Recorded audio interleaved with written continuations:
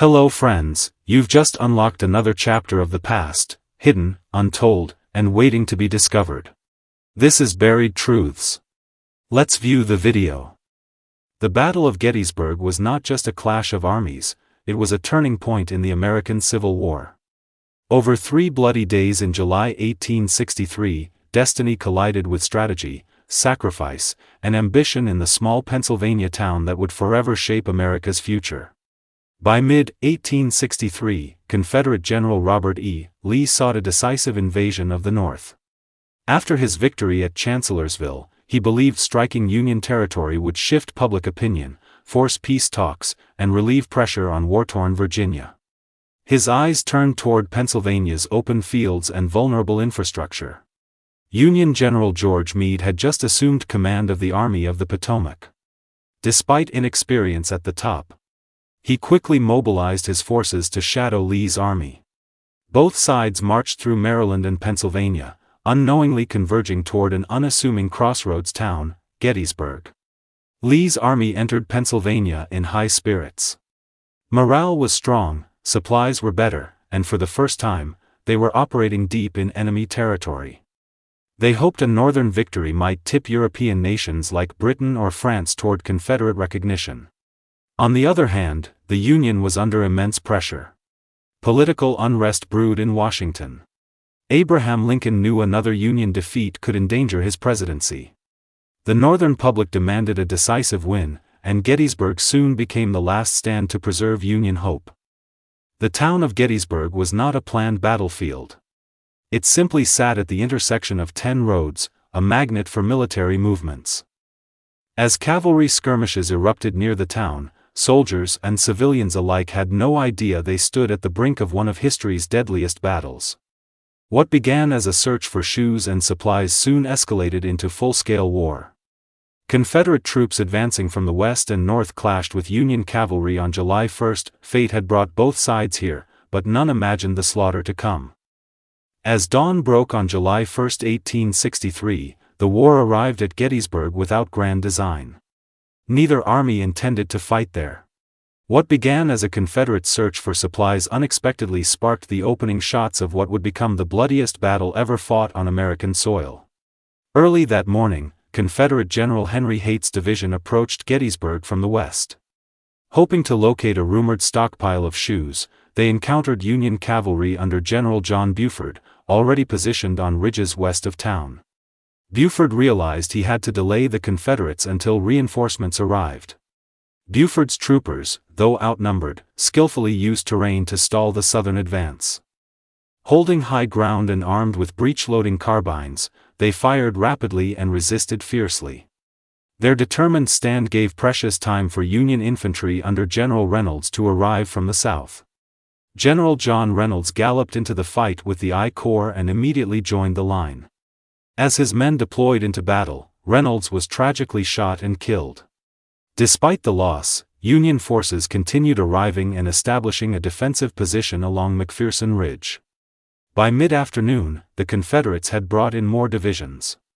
Fierce combat raged through fields and woods, including Herbst Woods and the railroad cut.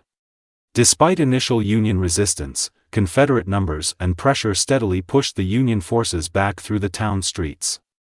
As Union troops retreated, they regrouped on Cemetery Hill south of Gettysburg. Exhausted, they held this commanding ground by evening. Though defeated tactically, the Union Army gained a strong defensive position, an advantage that would prove critical in the days to come. General Lee arrived on the field late that day. Encouraged by the Confederate victory, he urged further attacks the next day. But with Union forces reinforcing quickly, Lee unknowingly faced a fortified enemy ready to contest every inch of ground ahead. July 2, 1863, dawned with both armies preparing for renewed combat. The Union Army, now reinforced, formed a fishhook-shaped line anchored on Cemetery Hill and stretching to Little Round Top. General Lee planned to attack both Union flanks in hopes of breaking their defensive position. General James Longstreet reluctantly launched the Confederate assault on the Union left that afternoon. His troops advanced through rocky fields toward the Peach Orchard, Wheatfield, Devil's Den, and Little Round Top. Each location became synonymous with vicious, hand-to-hand fighting under blistering cannon and rifle fire. At Little Round Top, Union Colonel Joshua Chamberlain and the 20th Maine held the extreme left.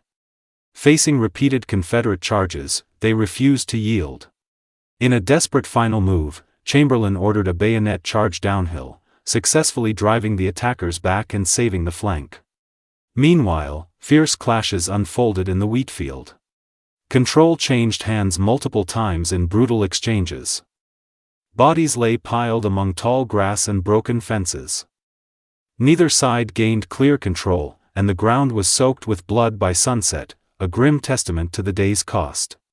Devil's Den, a rocky outcrop nearby, witnessed ferocious close-quarters combat.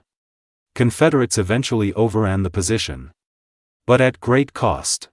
Sharpshooters stationed there later targeted Union positions on Little Round Top, making it one of the deadliest sniper zones of the battle.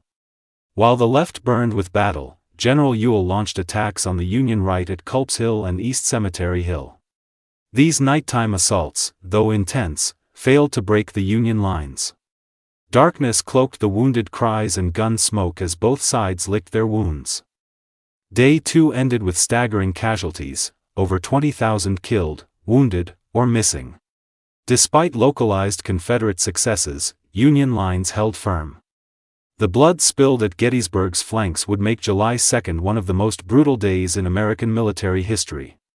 As the sun rose on July 3, both armies braced for a decisive blow. General Lee believed the Union center on Cemetery Ridge was vulnerable. Despite objections from Longstreet, Lee ordered a massive frontal assault across open fields to crush the Union line once and for all. The attack would be led by General George Pickett's Fresh Division, alongside Pettigrew and Trimble. Before the infantry charge, over 150 Confederate cannons unleashed a thunderous 2-hour barrage on Union positions.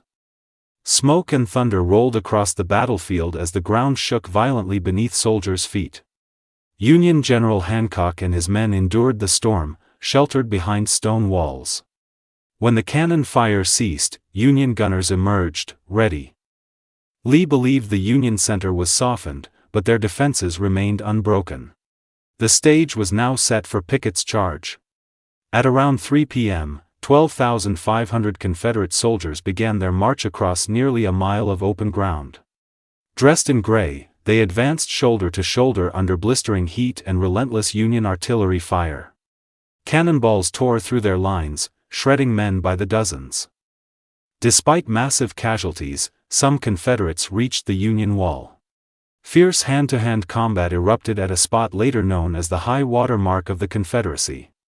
For a moment, the South nearly broke through, but reinforcements pushed them back. The line held firm. The Confederates retreated in shattered columns. Over half of the attackers were killed, wounded, or captured. Pickett's division was decimated. When Lee admitted the charge had failed, he told Pickett, "It's all my fault." The South would never again take the offensive on such scale. Day 3 ended in silence and sorrow. Gettysburg had broken Lee's campaign. Though the war would rage on, the Confederacy had suffered a fatal blow. The dream of victory in the North had died in those blood-stained Pennsylvania fields. When the guns fell silent on July 3, Gettysburg lay in ruins. Over 50,000 soldiers were killed, wounded, or missing. Fields once green were now soaked in blood. The air reeked of death. The small Pennsylvania town was overwhelmed by the scale of destruction. Civilians emerged from cellars and barns to a horrifying scene. Dead bodies blanketed the fields, many bloated under the July sun. Horses lay rotting in ditches. Wounded men cried out for water and help. Gettysburg's 2,400 residents became reluctant caretakers of a vast, open graveyard. Local churches, schools, and even homes became makeshift hospitals. Women and children volunteered to care for the wounded. Amputated limbs piled outside tents. The wounded suffered from infection, fever, and unimaginable pain. Medicine was primitive, and surgeons worked non-stop under candlelight. Burial efforts began immediately. Soldiers were buried hastily in shallow graves, often without identification. Rain and scavenging animals unearthed the dead days later. The stench was unbearable. Only months later would formal reburials begin at what became the Gettysburg National Cemetery. Photographers like Alexander Gardner arrived soon after the battle. Their haunting images of twisted corpses and shattered trees stunned the American public.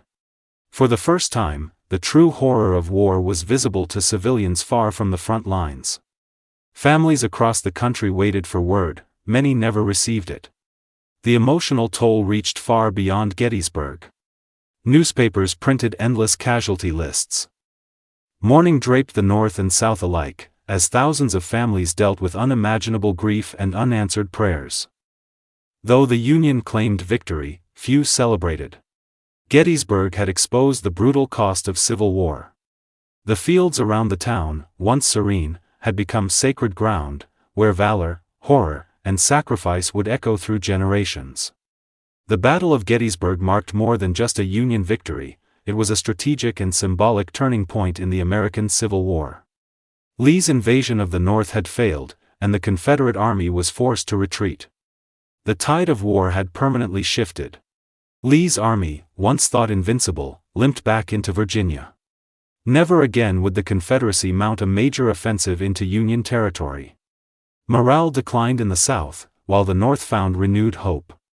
Gettysburg changed perceptions on both sides. It was the beginning of the Confederacy's long, slow collapse. In November 1863, President Abraham Lincoln traveled to Gettysburg to dedicate a new national cemetery. There, he delivered the Gettysburg Address, just 272 words, but it redefined the war. He reminded the nation that the struggle was not just for union, but for liberty and equality. Government of the people, by the people, for the people shall not perish from the earth. These words resonated through generations. Lincoln transformed a battlefield into a symbol of democratic endurance, forever enshrining Gettysburg as sacred ground in the American conscience. The Union's resilience at Gettysburg also boosted international perception. Britain and France, once considering Confederate recognition, backed away. The battle proved the Union could defend its heartland and preserve its nation. Diplomatically, it isolated the Confederacy from critical foreign support. Gettysburg became a place of remembrance. Veterans returned for reunions, standing side by side decades later. Memorials rose across the fields, marking bravery, sacrifice, and unity.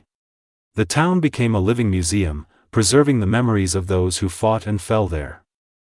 Gettysburg's legacy endures in textbooks, speeches, and the American identity. More than a battle, it was a defining test of the nation's soul. And through its ashes, the vision of a stronger, united America was forged, forever shaped by those 3 fateful days. Thanks for watching Buried Truths. If you enjoyed uncovering the hidden corners of history, don't forget to like, subscribe, and turn on the notification bell for more powerful stories from history's hidden vault. See you in the next video.